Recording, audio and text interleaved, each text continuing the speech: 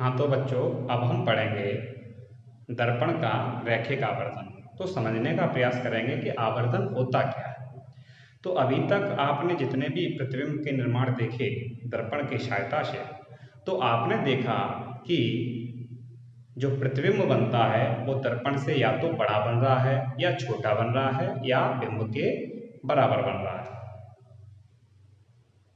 ठीक है, तो अब हम ये देखेंगे कि जो प्रतिबिंब कभी बड़ा बन रहा है, कभी छोटा बन रहा है, कभी बराबर बन रहा है, इसका रीजन क्या है। तो जो प्रतिबिंब है उसका बड़ा या छोटा बनना वो डिपेंड करता है बिंब की स्थिति पे, हमने बिंब को कहाँ रखा है। दूसरी बात, वो डिपेंड करता है दर्पण पे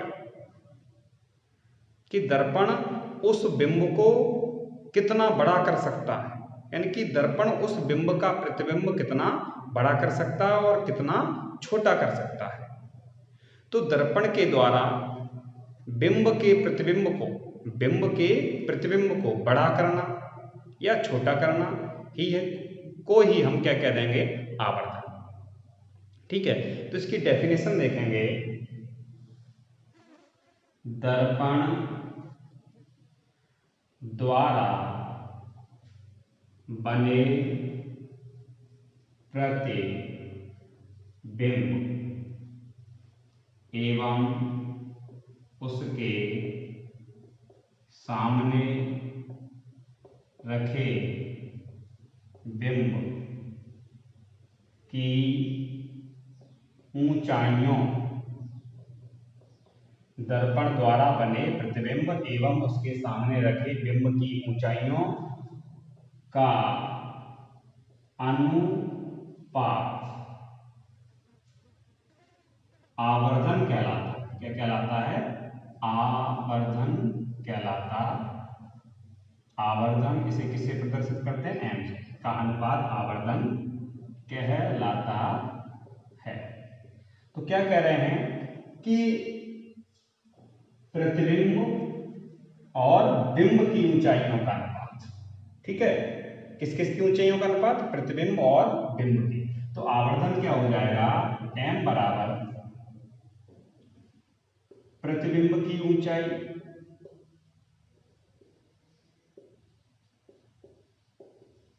बटा बिंब की ऊंचाई। क्लियर? प्रतिबिंब की ऊंचाई बटा बिंब की ऊंचाई। अगर हम प्रतिबिंब की ऊंचाई को कितना मान लें? h डैश, और बिंब की ऊंचाई कितना मान लें? h। तो फॉर्मूला क्या बन जाएगा? m बराबर h डैश बटे h। क्लियर? अब यहाँ पे एक शब्द आया रैखिक। रैखिक आवर्धन कहते हैं। रैखिक क्यों कह रहे हैं? लीनियरली, एक रेखा के अनुदिश, एक बिंब की बात करेंगे तो यहाँ पे हमने केवल प्रतिबिंब की और बिंब की किसकी बात करी है? ऊंचाई का। ऊंचाई, तो ऊंचाई की बात करी है, उसकी हमने चौड़ाई की बात नहीं करी। तो हम केवल एक बिंब के अनुदिश चल रहे हैं, एक रेखा के अनुदिश चल रहे हैं, एक अक्ष के अनुदिश चल रहे हैं, तो इसलिए इसे हम कह देते हैं रैखिक आवर्धन। क्लियर? दर्पण द्वारा बने प्रतिबिंब की ऊंचाई एवं उसके सम्मुख रखे बिंब की ऊंचाइयों का अनुपात दर्पण का रैखिक आवर्धन कहलाता है। किससे प्रदर्शित करते हैं? m से। ठीक है, m बराबर प्रतिबिंब की ऊंचाई बटा बिंब की ऊंचाई। प्रतिबिंब की ऊंचाई को आपने क्या माना है? h डैश, और बिंब की ऊंचाई को आपने क्या माना है? h। तो जो आवर्धन है उसकी निर्भरता किस पर है? किस पर निर्भर करता है? हमने सबसे पहले आपको बता दिया था, किस पर? बिंब की स्थिति पर। आपने देखा अवतल दर्पण के या उत्तल दर्पण के विभिन्न स्थितियों में हम जब बिंब को रखते हैं तो प्रतिबिंब कहीं बड़ा कहीं छोटा बनता है। तो प्रतिबिंब जब बड़ा या छोटा बनेगा तो अपने आप m का मान चेंज हो जाएगा। दूसरा, बिंब एवं प्रतिबिंब की ऊंचाइयों पर, ठीक है, क्या आ रहा है? m बराबर h डैश बटे h। तो बिंब एवं प्रतिबिंब की ऊंचाइयों पर। क्लियर? अब यहाँ पे एक नोट पॉइंट, विशेष पॉइंट देख लो आप। यदि m बराबर OG पॉजिटिव, यानी कि m का मान कैसा है, धनात्मक है, एवं m is greater than 1, m का मान कैसा है, 1 से ज्यादा है। तो ये पॉजिटिव चिन्ह ये बताएगा कि जो प्रतिबिंब है, जो आपका प्रतिबिंब है, वो पॉजिटिव चिन्ह क्या बताएगा, वो कैसा है, आभासी। पॉजिटिव चिन्ह क्या बता रहा है, जो प्रतिबिंब है वो कैसा है, आभासी है। और यहाँ पे m इज ग्रेटर देन क्या बता रहा है कि जो प्रतिबिंब है वो कैसा है, बिंब से बड़ा, कैसा है, बिंब से बड़ा। अगर m बराबर 1 लिख दें तो कैसा है, बिंब के बराबर, ठीक है। अगर हम m इज लेस देन 1 लिख दें तो कैसा है, प्रतिबिंब आपका बिंब से छोटा। क्लियर। यदि m बराबर पॉजिटिव तो कैसा बनेगा, आभासी, ठीक है, ये कंडीशन हो गई। और अगर m का मान 1 से बड़ा है तो कैसा हो जाएगा, बिंब से बड़ा। m का मान 1 के बराबर है तो बिंब के बराबर, m का मान 1 से छोटा है तो बिंब से छोटा। ये होगी आपकी आभासी की स्थिति। इसी प्रकार हम देखेंगे अगर m बराबर कैसा है आपका, नेगेटिव, ठीक है, तो आपका यहाँ पे प्रतिबिंब कैसा हो जाएगा, आभासी की जगह वास्तविक। अब आप कहोगे कि सर m का मान तो अब 1 से छोटा ही रहेगा, 0 से भी छोटा रहेगा क्योंकि नेगेटिव वैल्यू है। तो हमको यहाँ पे चिन्ह, केवल जो माइनस का चिन्ह है वो ये शो करेगा कि प्रतिबिंब वास्तविक है, प्लस का चिन्ह है वो ये शो करेगा कि प्रतिबिंब आभासी है। इन कंडीशनों के लिए हमको केवल आंकिक मान देखने हैं। कैसे मान देखने हैं, आंकिक मान। अगर नेगेटिव का 2 लिखा है तो नेगेटिव का चिन्ह क्या, अगर आप कितना लिखा है, नेगेटिव का 2, m बराबर आ गया आपका -2, तो माइनस का चिन्ह क्या शो कर रहा है, प्रतिबिंब कैसा है, वास्तविक है। और 2 क्या शो कर रहा है, 2 कैसा है, 1 से बड़ा। इसका मतलब प्रतिबिंब कैसा है, बिंब से बड़ा। और कितने गुना बड़ा है, कितनी वैल्यू आई, 2, तो 2 गुना बड़ा है। अगर वैल्यू कितनी आ जाए 3 तो 3 गुना बड़ा है। अगर वैल्यू आ जाए 2.5 तो कितना गुना बड़ा है, 2.5 गुना बड़ा है। अब हम देखेंगे इसका व्यंजक। तो व्यंजक के लिए हमने एक अवतल दर्पण बनाया जिसका ध्रुव P, फोकस F, वक्रता केंद्र C है। क्लियर।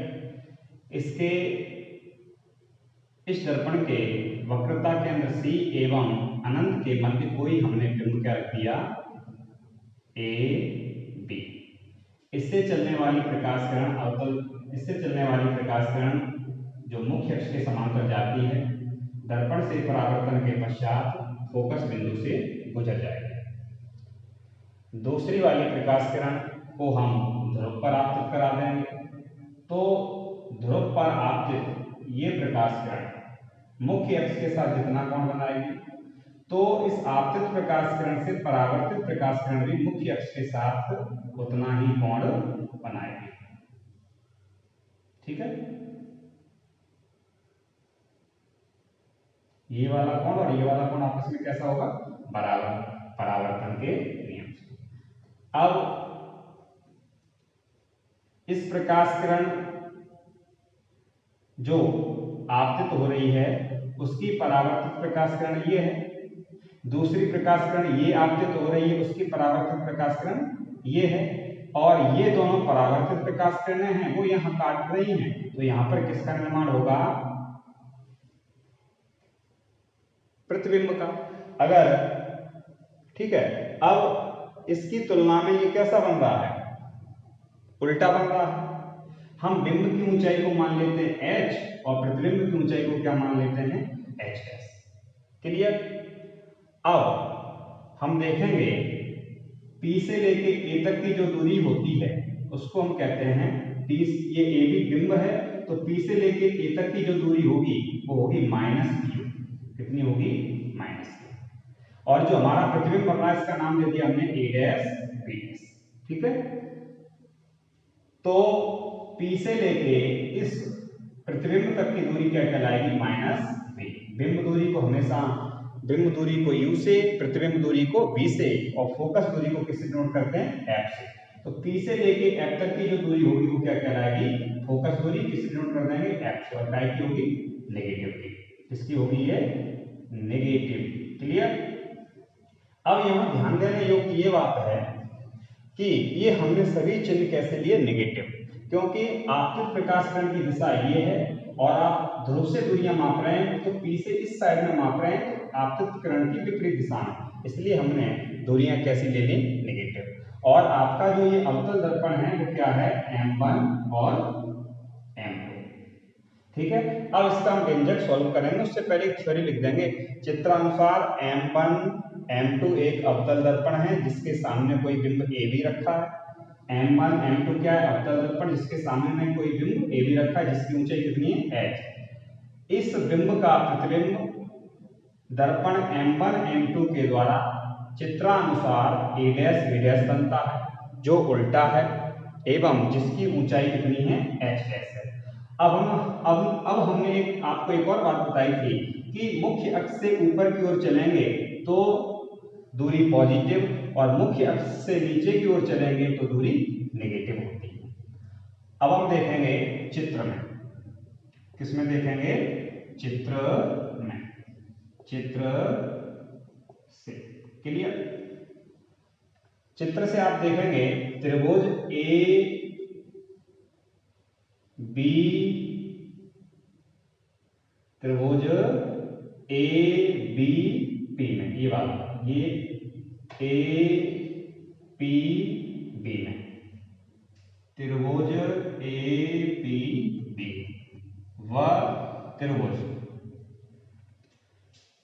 ए डैश पी बी डैश में, A dash P B dash में, A dash P B dash. Clear. अब इसमें देखो ये कितना कोण है, 90 डिग्री। इसमें भी देखो ये कितना कोण है, 90 डिग्री। तो कोण बी ए पी कितना है, 90। तो कोण बी ए पी बराबर 90 डिग्री। ठीक है। अब आप देखेंगे कोण B dash A dash P, वो भी कितना है, B dash A dash P, ये कितना बन रहा है, जैसे ये वाला 90 बन रहा है वैसे ये वाला भी 90 बन रहा है। तो कोण बी डैश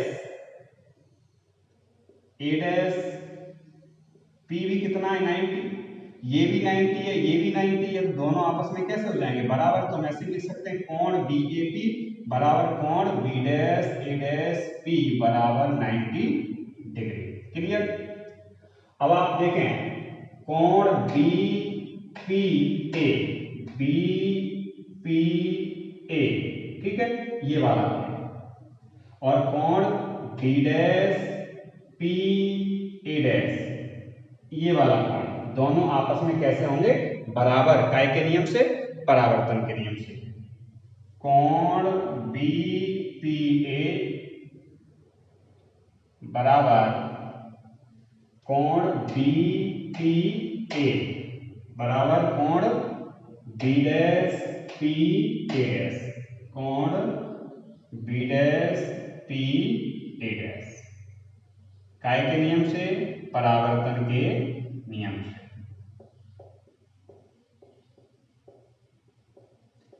क्लियर।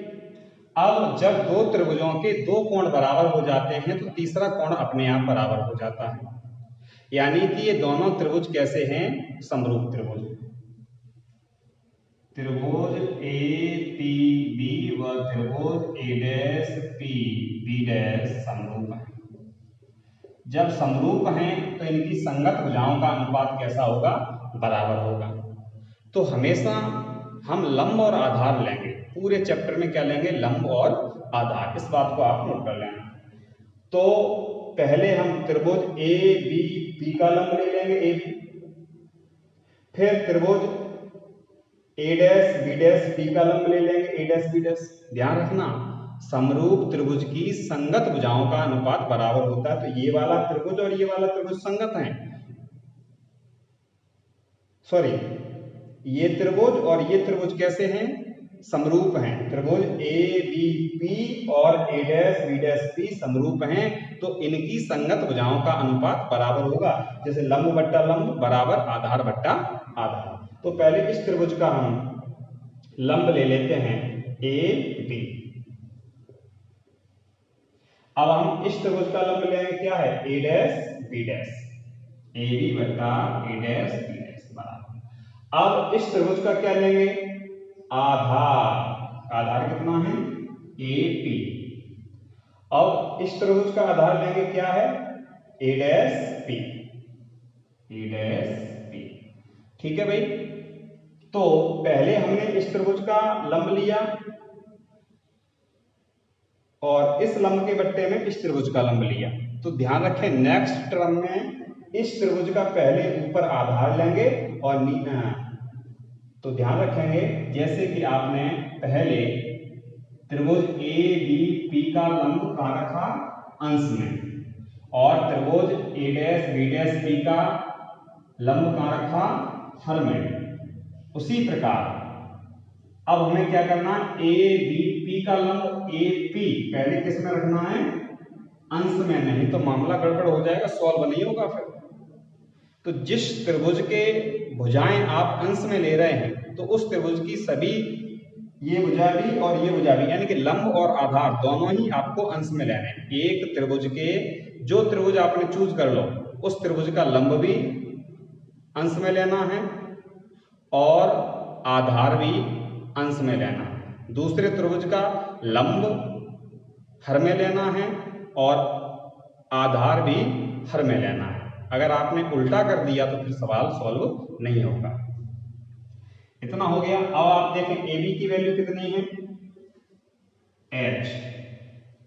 ए डैश बी डैश की वैल्यू कितनी है, माइनस एच डैश। ए से लेके पी तक की वैल्यू कितनी है, ए से पी, पी से ए पर कौन है, बिंब, माइनस यू है प्रतिबिंब, बिंब दूरी।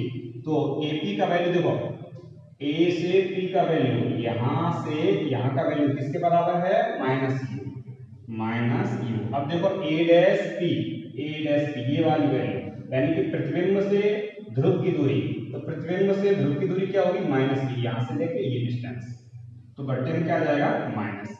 अब देखो ये माइनस हो गया कैंसिल, तो क्या आया, h upon minus H dash बराबर u अपॉन v। क्लियर।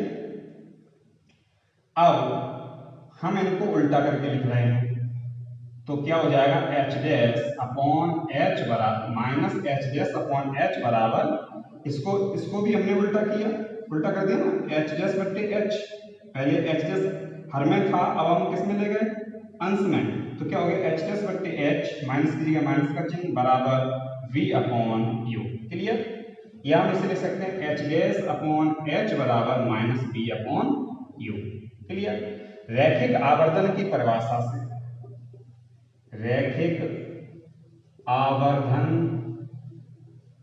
की परिभाषा से, रैखिक आवर्धन की परिभाषा क्या कहती है, प्रतिबिंब की ऊंचाई बट्टे बिंब की ऊंचाई का अनुपात आवर्धन कहलाता है। तो एच डैश किसकी ऊंचाई थी, प्रतिबिंब की, एच किसकी ऊंचाई थी, एच डैश किसकी ऊंचाई थी, प्रतिबिंब की, और h किसकी ऊंचाई थी, बिंब की। h डैश प्रतिबिंब की ऊंचाई है, h बिंब की ऊंचाई है, तो प्रतिबिंब की ऊंचाई और बिंब की ऊंचाई का अनुपात ही आवर्धन कहलाता है। तो ये किसके बराबर हो गया, आवर्धन के। तो आप क्या लिख सकते हैं, रैखिक आवर्धन की परिभाषा से m बराबर m बराबर, ये m के बराबर हो जाएगा, m बराबर माइनस b अपॉन u। ठीक है। या इसे हम ऐसे भी लिख सकते हैं, m बराबर एच डैश बट्टे एच, भाई एच डैश बट्टे एच ऑलरेडी m के बराबर है, और m अभी आपने किसके बराबर कर लिया, माइनस b अपॉन u के। क्लियर। तो इनको हम थोड़ा डेरिवेशन आपका क्या आ गया, व्यंजक m बराबर माइनस b अपॉन u, एक तो ये आ गया व्यंजक, इसको इक्वेशन 1 बना लिया। और दूसरी तरीके से हम क्या लिख सकते हैं, m बराबर एच डैश बट्टे एच बराबर माइनस b अपॉन u। तो ये आपके दो व्यंजक आ गए। क्लियर। ये व्यंजक आ गए आपके ऊंचाई, बिंब दूरी, प्रतिबिंब दूरी के पदों में। अगर हम इन व्यंजकों को फोकस दूरी के पदों में लेने चाहिए। इसके पदों में, फोकस दूरी के पदों में। तो कैसे सॉल्व करेंगे, देखो दर्पण सूत्र का यूज करें। आपने 10th क्लास में पढ़ा है दर्पण सूत्र। क्या होता है, 1/f बराबर 1/b प्लस 1/u। समीकरण 1 में देखो क्या है, v/u है। अब इसमें कहीं आपको v/u दिख रहा, नहीं दिख रहा। तो अगर हम इसमें u का गुणा कर दें, किसका गुणा कर दें, u का या v का, किसी का भी करते हैं। देखो हम यहाँ पे क्या है, v/u, तो देखो बट्टे में क्या आ रहा है, u आ रहा है। किसकी कमी है अंश में, v की। तो अपन ने क्या किया, v का गुणा। जब v का गुणा करेंगे तो क्या होगा, v/f बराबर v/v प्लस v/u हो गया ना। तो यहां से देखेंगे v/f बराबर v/v की वैल्यू 1 प्लस v/u। अब यहां से आपको v/u की वैल्यू निकालनी है, तो v/u को आप इसको लेके आए, तो v/u की आपने दिशा बदल दी, सॉरी साइड बदल दी, एक साइड से दूसरी साइड ले गए तो क्या हो जाएगा, माइनस का v/u। ठीक है, एक को हमने वहीं का वहीं रख रहे हैं, v/f को इस साइड में लेके आ रहे हैं, तो v/f का हो जाएगा माइनस। क्लियर। तो अब आप कहां से देखेंगे, समीकरण 1 से। तो समीकरण 1 में यहां पे देखो क्या है, माइनस v/u किसके बराबर है, m के। तो आप क्या लिख देंगे, समीकरण 1 से, ठीक है, माइनस v/u किसके बराबर, m के। तो यहाँ पे माइनस v/u है कि नहीं, यहाँ पे देखो माइनस v/u किसके बराबर है, m के। तो यहाँ पे भी आपका माइनस का v/u है, तो ये भी किसके बराबर होगा, m के। तो m बराबर क्या हो जाएगा, 1 माइनस v/f।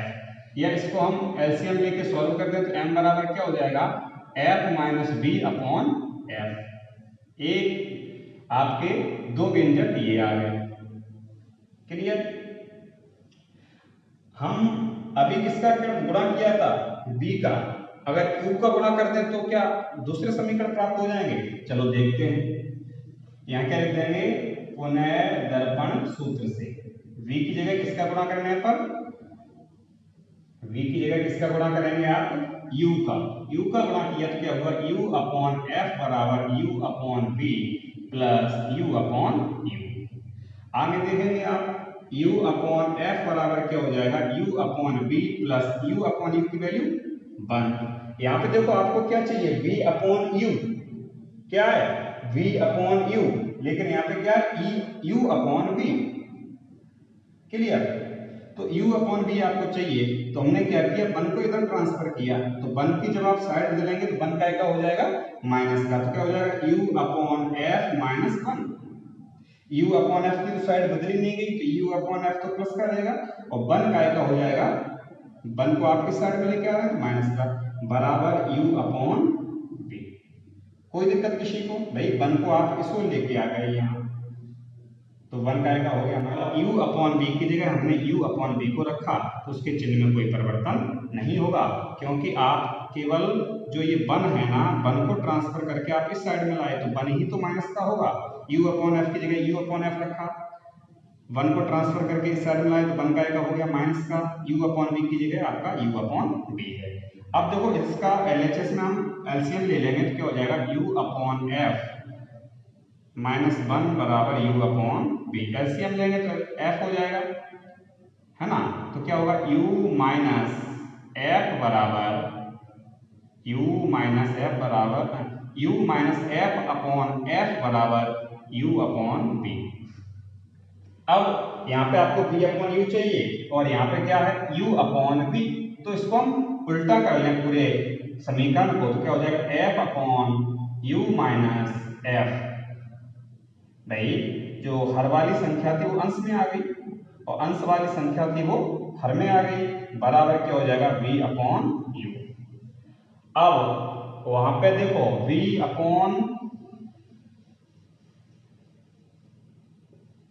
समीकरण 1 में देखो क्या है, माइनस v/u है, तो हम दोनों साइडों में किसका गुणा कर देते हैं, माइनस का। क्या हो जाएगा, माइनस का f/u माइनस f बराबर माइनस v/u। क्लियर। तो आपने इधर माइनस का गुणा किया, है ना, तो इस माइनस चिन्ह से ये वाला जो हर वाला वैल्यू है उसको देखो कैसे सॉल्व करेंगे। क्या हो जाएगा, एफ अपॉन, यहाँ पे माइनस का कौन है, एफ है, तो एफ किसका हो गया, प्लस का, और यू काय का है, प्लस का, तो काय का हो जाएगा माइनस का, बराबर माइनस बी अपॉन यू। अब आप कहां से देखेंगे, समीकरण 1 से। तो समीकरण 1 से देखो माइनस बी अपॉन यू किसके बराबर है, एम के, तो इसकी जगह आप क्या रख सकते हो, एम। तो एम बराबर क्या हो गया, एम बराबर हो गया F upon F minus U, M बराबर F upon F minus U. तो इतने रैखिक आवर्धन के समीकरण बने, समीकरण 1 2 3 4 5। उम्मीद करता हूं ये आपको समझ में आ गया होगा। तो थोड़ा मेहनत आप भी करें, तो इस लॉकडाउन में पढ़ाई का अलग ही आनंद आएगा।